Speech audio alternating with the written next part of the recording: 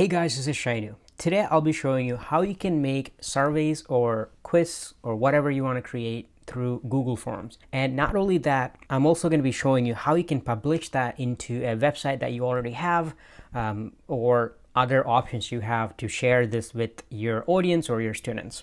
First thing you want to do is you want to go to docs.google.com, and once you're there you want to click on the template gallery. This is going to give you a full list of available themes that they have, and you can just find something that fits your need. I'm going to be using customer feedback as an example here, so I'm going to go ahead and click that. It might take some time. Now you can actually see your form kind of created with a bunch of these preset questions, which you can of course change.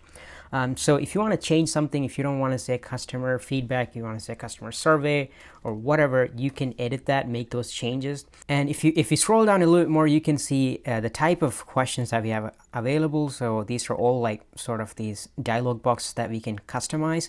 So here you can see sort of a multiple choice kind of a setup. You can change that. So if you want to select it and maybe make this a checkbox or drop down or even a file upload. So if you want to ask people, hey, like give me the picture of defected product or something like that, you could do that here.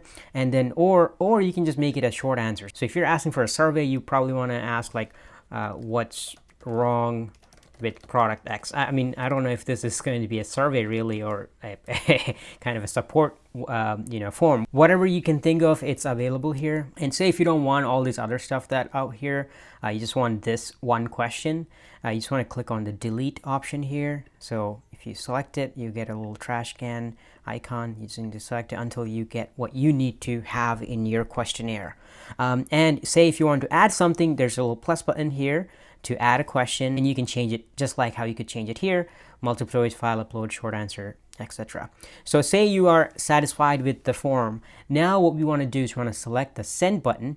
So if you hit the send button here, you will get options like, okay, do you want to collect the email addresses of people that is putting this information in? I would highly recommend you do yes, just so you can try to really narrow down the real customers or real people against like a bunch of spam. And for the share option, we have like mail, link, or a iframe. So very likely this form that you're creating, maybe it's for a website or maybe it's for a selected amount, select amount of people. If so, then this is going to be perfect. You can just type in the email address syz@gmail.com, and doesn't really have to be Gmail. You can have whatever other mail servers out there, so like Yahoo or Hotmail or whatever. So you can send email out like this. You just need to put a comma to separate everything out. So let's see if we can, just like this, you just need to put a comma every time you have to put in a new recipient. After that, you can customize your subject and then also your message itself, and include form in email. This is a good option if you want to just have the form within the email and not really have it hosted in a website out there. The second option is for you to use a link, something like this. And you have an option to shorten URL, which is the best option. I would highly recommend doing this to share your forms with a bunch of people. So if you don't want to go through the email here because maybe it's buggy or whatever your reasons are, you could use this to then share within your list of recipients, saying like, hey, go fill this out.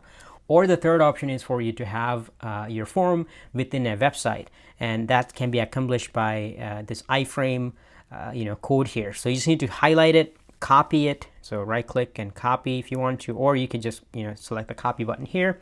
Adjust the width if you want to, but I will show you a better way of adjusting that. And then now copy, and I'm just going to show this example in a Blogger. It doesn't necessarily have to be in a Blogger. It can be any website. As long as you paste that iframe in, it's just going to work. I'm going to be using a Pages for this example, so I'm going to click a new page, and I'm going to use it as a HTML view and paste my code. And for the width, what I highly recommend is to use 100%. I'm sure you already have sort of these margins for each of your components like body, header, and everything else. So you kind of want the width to be, to fill everything and not have it left aligned or right aligned or whatever. So 100% is the best way to go about for width. Height, you can just leave it as it is. And this is it. So I'm just going to name it customer survey and publish. And I'm just going to show you that it works. I'm going to go into the view option here, and here you can see, and don't worry about all this. This is not from the form. This is just the dummy website that I'm creating for you guys. So here, this is what you need to focus on. So this right here is our form. You can put in whatever, your products suck. So your customer filled in a feedback. Now we want to go back to your Google form to track that. So you can see in responses what people said. So you have one response saying your product sucks. So to avoid these sort of people who just randomly say random crap and, you know, kind of bug you, what you could do is just add an additional layer of questions. And here you can just make it sort of a short answer on like, what's your email address? And then make this a required field. All right, so after you make the change, what you can do is just go back to the website again. Since I already used the survey with my account, I'm just going to open up a new private Ignato. And here you can see the changes are real time. So that's a good thing. You don't have to worry about changing the code over and over again. The changes, you know, in real time. So you can have email address. So if I try to just place something without the email address, it's going to yell at me. So if I just put in some crap, it says required question, whatever. Obviously, they could still say something like at gmail.com and then, you know, send you a survey. But really, that's something you have to battle when it comes to having forms like this online. Hopefully, you guys found this video helpful. If you have, make sure you like and subscribe. I'll see you guys in the next one.